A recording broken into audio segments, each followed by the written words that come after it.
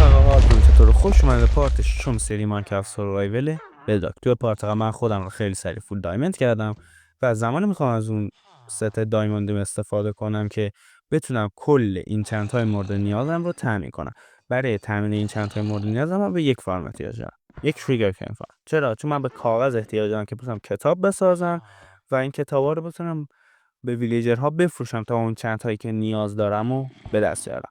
اما قبلش باید بدونید که بعضی از فارم‌ها مثل شوگرکین فارم‌هایی هستن که باید نزدیک به بیسمون باشن تا بتونه خوب کار کنه. من میخوام این فارمو توی این مکان بسازم. خب یه خورده کجه میدونم، ولی باید شروع کنم به صاف کردن این بخش.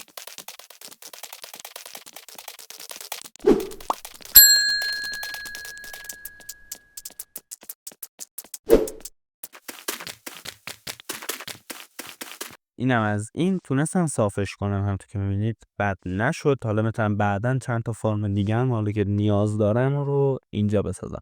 حالا مسئله اینه که ببینیم به چه وسایل‌هایی نیاز دارم برای ساخت فارم.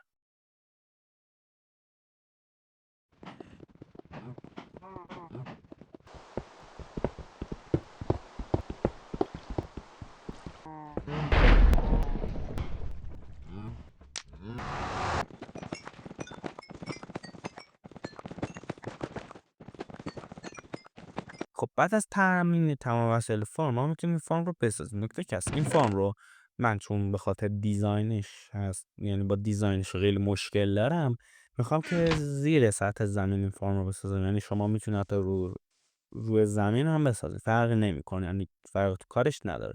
فقط اگر خواستید مثلا من این فارم رو بسازید باید از این روش استفاده کنید. اول اینکه 10 بلاک رو به این صورت بکنید و بعد دوباره 10 بلاک دیگه هم به این صورت بکنید که یه همچین دایره بهتون بده و 44 بلاک همین رو بکنید برید پایین.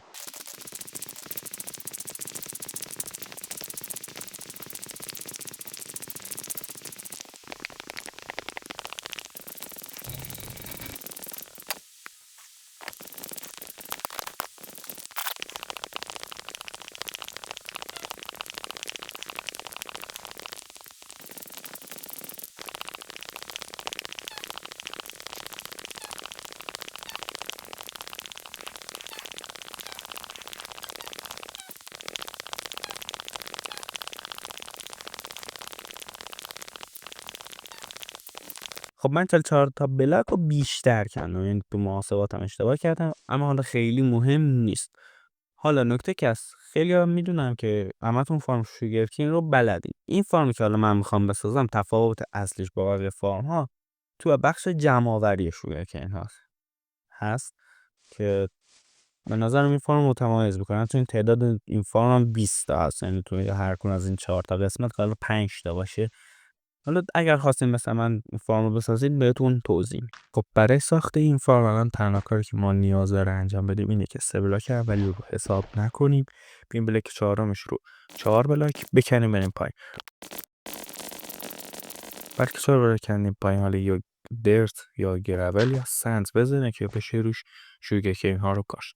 پشت این بلاک ها رو یک بلاک آب قرار میدیم و بالاش این تیکه رو میکنیم برای جایی که بشه پیستون ها رو کاشت.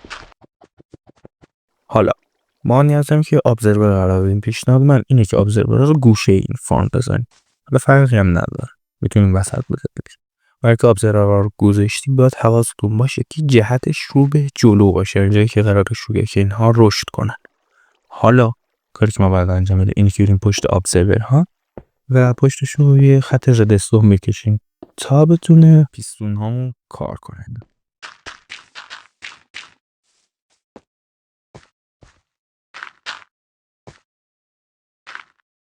حالا یه بلاک دیگه میریم پایین، اش باید بینسی اندازه کل فارم رو هشتا میکنیم.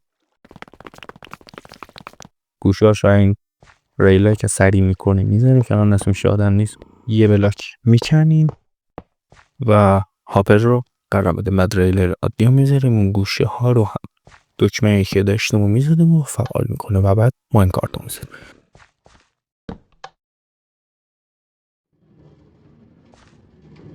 حالا یه بلاک دیگه میبینیم پایین، اینجایی که فارمون با بقیه فارم ها متفاوت. اینجا رو ما باید این بلاک رو بذاریم و بعد این پشتش پشت سرش رو 2 تا ردستون می‌ذاره و به این شکل عینه بیس میشه از اینا. آره بیس میدونه و یه همچین چیزی رو میسازی.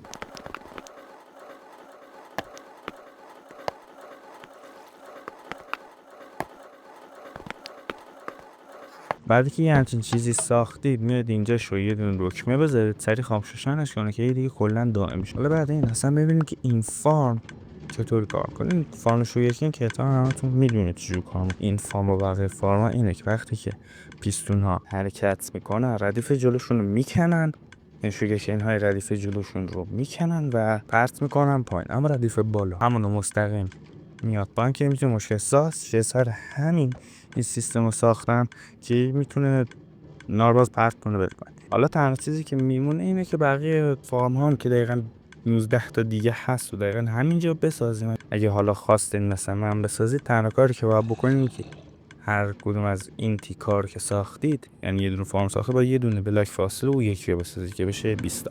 تو هر ردیف هم 5 تا بیشتر جا نمیشه. حالا من برم بسازم تا بقیه‌اش رو بهتون بگم. خب بعد که هر ساختیم این پایین دقیقاً این گوشه‌ای که هست و باید آب بذاریم تا بتونه شویکین‌ها جمع شه.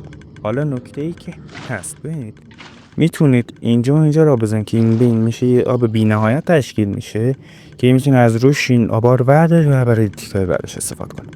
بعد این همچون چابلا که اینجا خالی براتون جور میشه که حالا میتونید اینجا رو بعد هاپر بذارید و حالا اول ببینید مثلا میخواید فارمتون ورودیش کدوم طرف باشه، یعنی ورودی استوریجش کدوم طرف باشه. مثلا من میخوام این طرف باشه، سر همین این دوتا رو میکنم گفتم که اضافه کردم درست نذاشتم یه خورده زامبی اسمش شده، مهم نیست. بعد اینجا سیستم استوریجمون رو میساز. حالا من اینجا چی کنم؟ برم این خورده سراغ دیزاین این که ببین اصلا شوگرکین فارم چقدر میتونه به من شوگرکین بده. خب بعد یک خورده حالا دنگ و فنگ این شد نتیجه استوریج این فارم که واقعا بد نشد، خوشم میاد، چیز جالبی در اومده و حالا ورود و خروجیش هم به این شکلی که میبینید.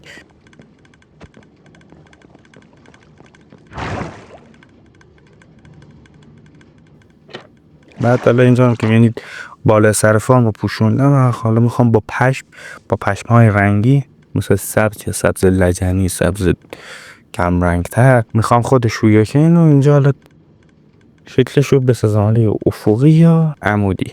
خب اینم از این ویدیو که حالا این فارم رو یاد دادم و تفاوت خیلی هم با بقیه فارما نداره، فقط سیم جمع آوریشه که حالا قبل‌ترم گفتم، چند بارم گفتم. خوشم شدم که تا اینجا ویدیو نگاه کردی، چنل رو سابسکرایب کنید، لایک هم بزنید که از ویدیو بعدیم با خبرش تا یه ویدیو دیگه. فعلا